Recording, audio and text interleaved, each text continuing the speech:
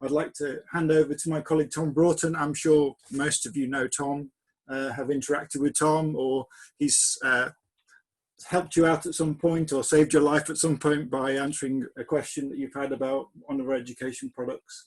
So Tom, for those of you who may not know, is our education support specialist and also the customer success manager for Europe. So Tom, I'm going to hand over to you now. Thanks.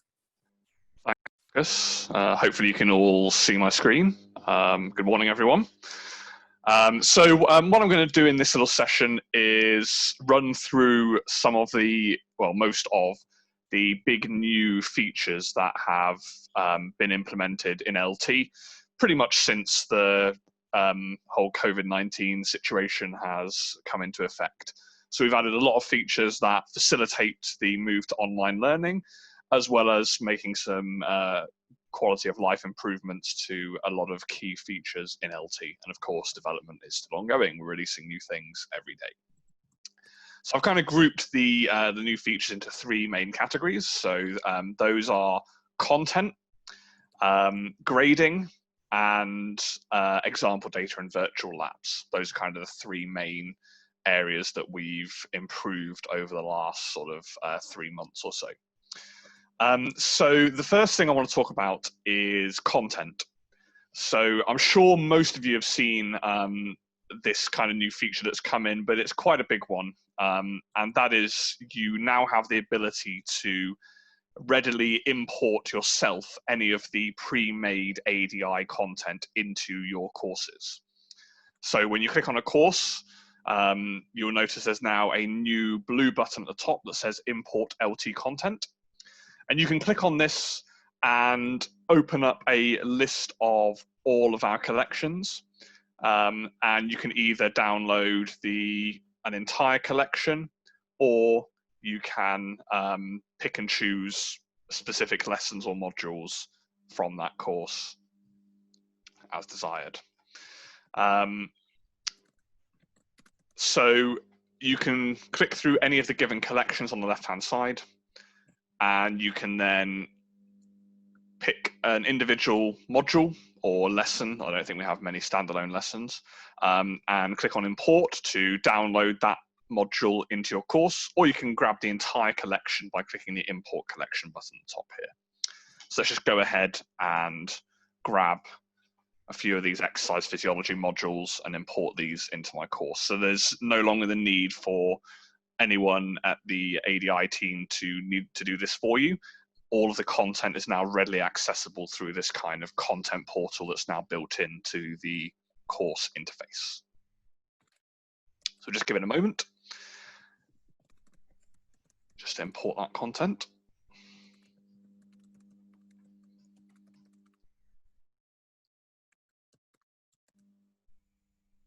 There we go. And if I go into my modules, we'll see I then have that content downloaded straight into there, ready to be edited or published to my students. The second change is the ability to more readily search for content in your course. If you download many collections into an individual course, it can be pretty difficult to scroll down and find the specific lesson or module that you're interested in.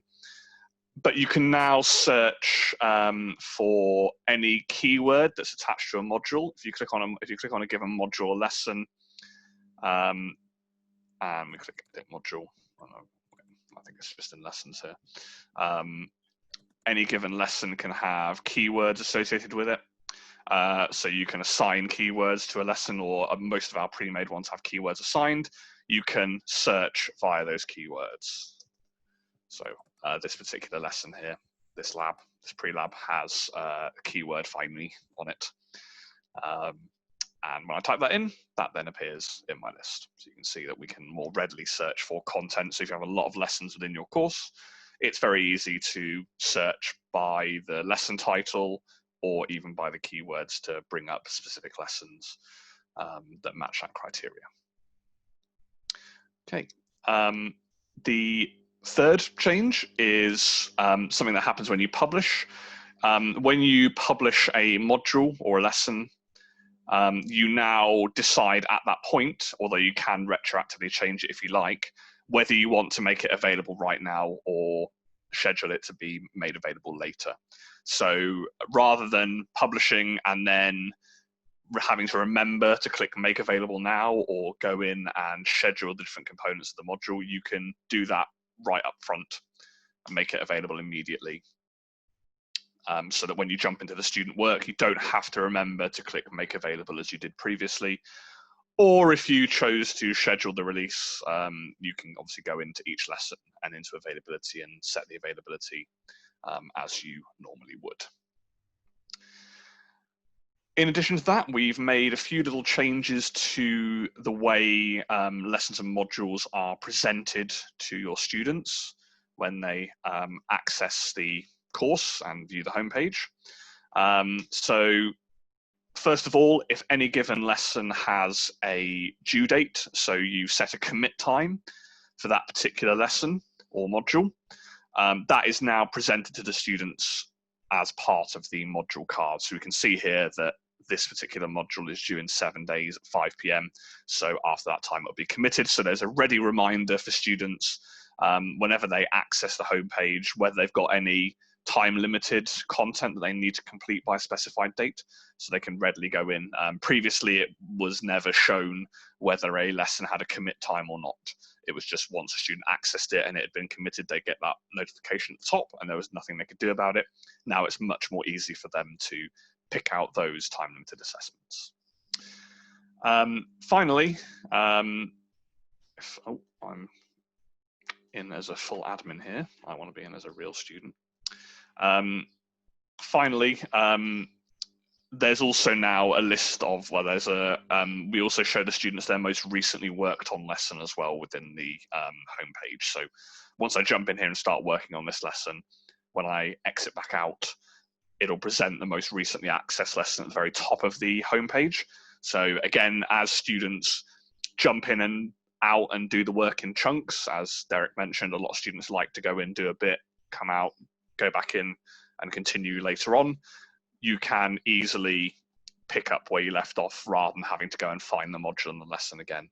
So the most recent lessons are shown at the top here. So just go ahead and access one of these as well. And it should populate it a little bit more. Okay.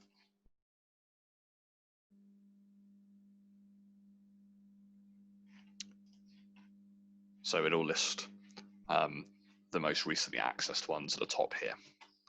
And I can also change the layout here. I can change it from list view to tile view. I think this was implemented before the whole COVID-19 situation. So we just made a few quality of life improvements, but also a big new feature in you being able to pick and choose the content that you want and download it directly into your course rather than needing us at ADI to upload that content to your instance. Just much faster and much more convenient for you. Okay, so the second kind of big area we focused on is making virtual labs a bit more easy to run within LT. So I'm sure a lot of you are aware that LT has exampled the vast majority of the laboratory sessions that we provide.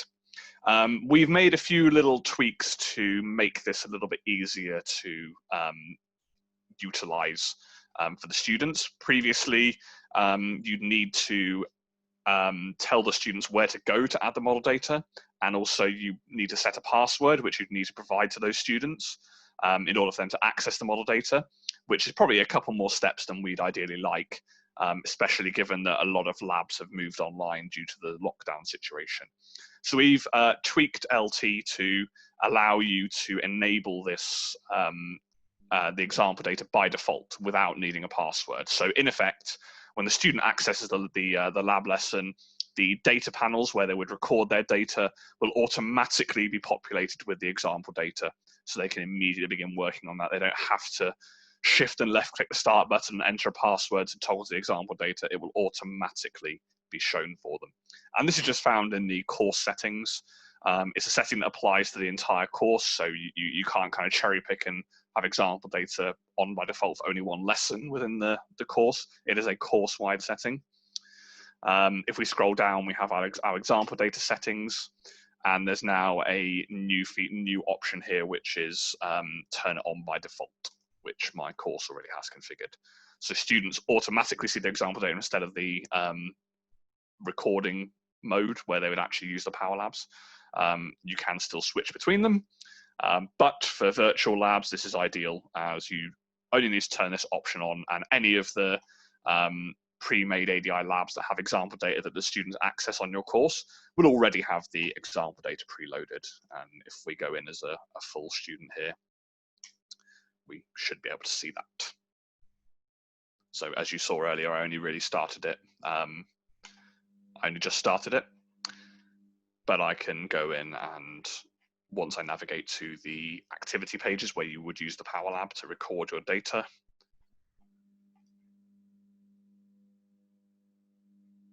you'll see that the example data is already loaded into the panel. There's no additional hassle needed to load that in as you would previously. In addition to that, we have made it so that students can add their own comments to the example data. So where relevant, if there's something missing or the student wants to make a note on the page, make a note on the trace, they can now do so retroactively on the example data. Previously, you could not do this.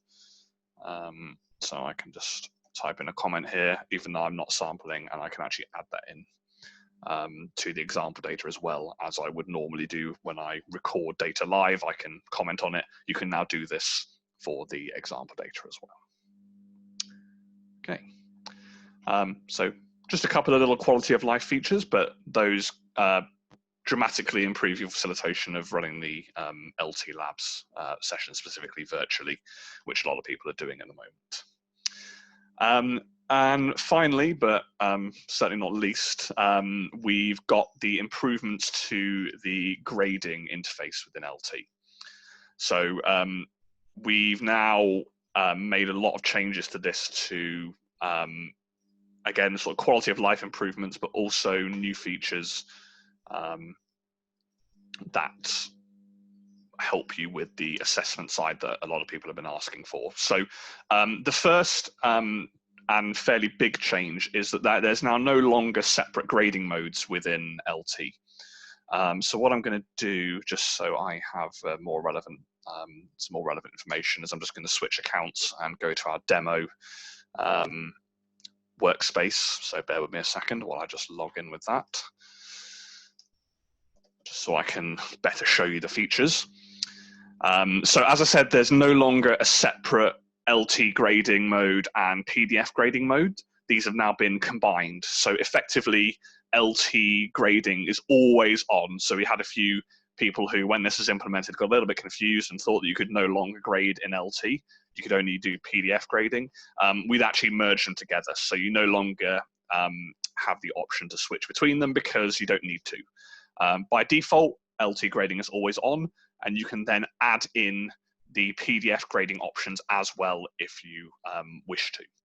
So you may have noticed if you go to your settings that there's no longer a menu for the grading workflow. This is now changed to lesson report settings. So this allows me to decide which PDF options I want to allow for my course.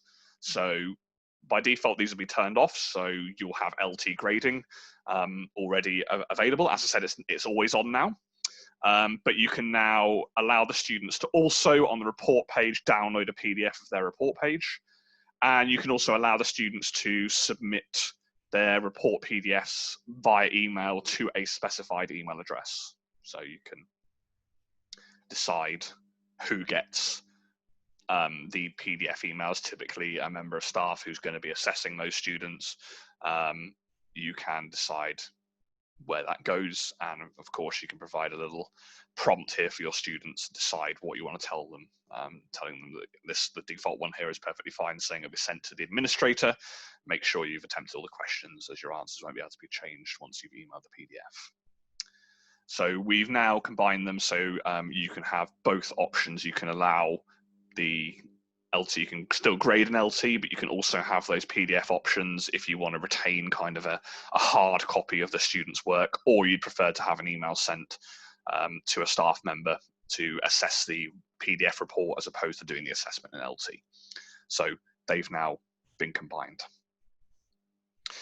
We've also made some pretty nice changes to the grading interface itself. So I'm going to hop in here and go to grading for this particular lesson, as we've got a lot more student work in here, and it better lets me demonstrate some of the new changes to the interface.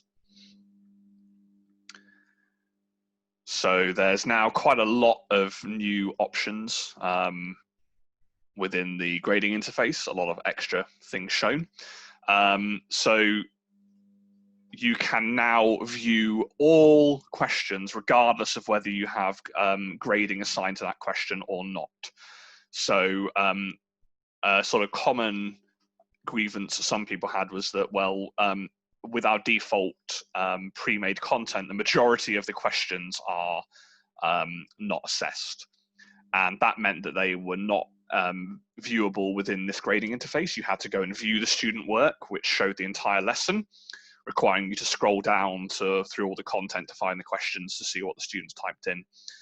This is now no longer the case. You can now turn on to show non-assessed questions.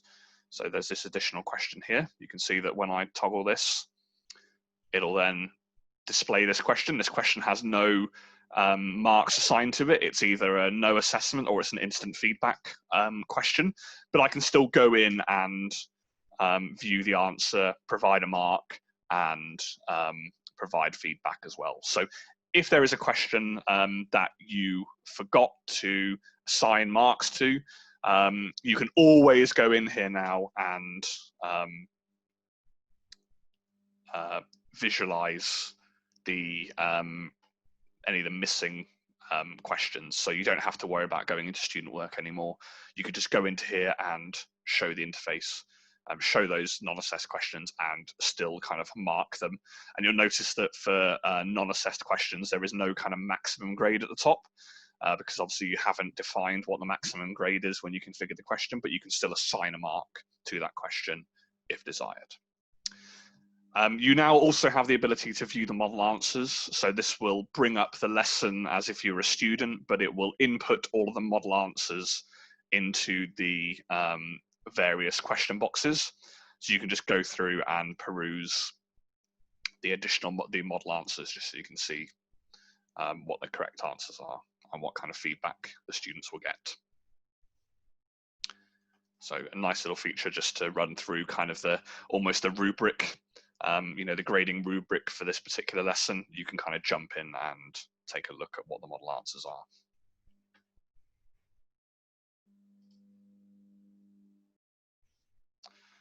are. In addition to that, you can now navigate between students for the same question. So previously, if I wanted to grade this question for Layla, the only option I would have is then to navigate to the next question. But you now have the option of instead clicking the next student, and it will then show that question, the answer to that question for that student. And this should apply regardless of which question I'm actually on. I can now step through and mark the same question for all students instead of marking all questions for the same student. So you can just dive through, and because it's the same question, it probably works out a little bit better. It's possibly a bit more preferential for some people, as it makes more sense to grade the same question for all students than it does to go through all the different questions and then have to come back to the first question that you haven't looked at for a while and remember what they should be looking for. You can now step through the students and mark them. And in addition to that, you can also now view the grading progress, as you'll see here at the left-hand side, for any given student. So you can quickly pick out those that you forgot to finish marking. So we can scroll down and see that, well, this particular student here, I've not marked them much. The progress bar is not very far progressed. So I know that I can easily tell at a glance whether I've assessed all these students or not. You can see for my student here that I've been fully assessed. I'm 100% complete. All questions have been graded. So you know to whether to release the grades or not, because you can go in here, make sure that all the students have the ticks, and if so, you can then release the grades out to them. Previously, you weren't able to, at a glance, tell necessarily whether they've been fully graded or not. Obviously, in the table, you can see their mark, and you have to scroll up and down just to check that every little dot's gone for your student, because a sort of dot in the cell indicates that question has not been graded for that student. Rather than having to scroll through and check that all the dots are gone, you can now just do that by going to any given student, and it will list the student grading progress on the left-hand side here. And of course, you can filter by section in here as well, and also search for a specific student as desired. If there's a particular one that you need to go back to grade, or you want to review the grades for, you want to quickly find in your list of 400 students, again, you can just search for their credentials and also order it by given name and family name. So that's pretty much all I wanted to run through there. So we've kind of made some pretty major changes, both quality of life and new features, just to improve the grading. Obviously, with the COVID situation, there's a lot more assessment happening online. There's a lot more labs happening online, and there's a lot more people using LT. So we've made it easier to add the content in. So does anybody have any questions or comments or anything that they'd like to see within the platform that I haven't already covered in this session? If anybody wants to ask a live question, we can raise your hand and we can unmute you temporarily. If anybody's got any questions they want to address to Tom.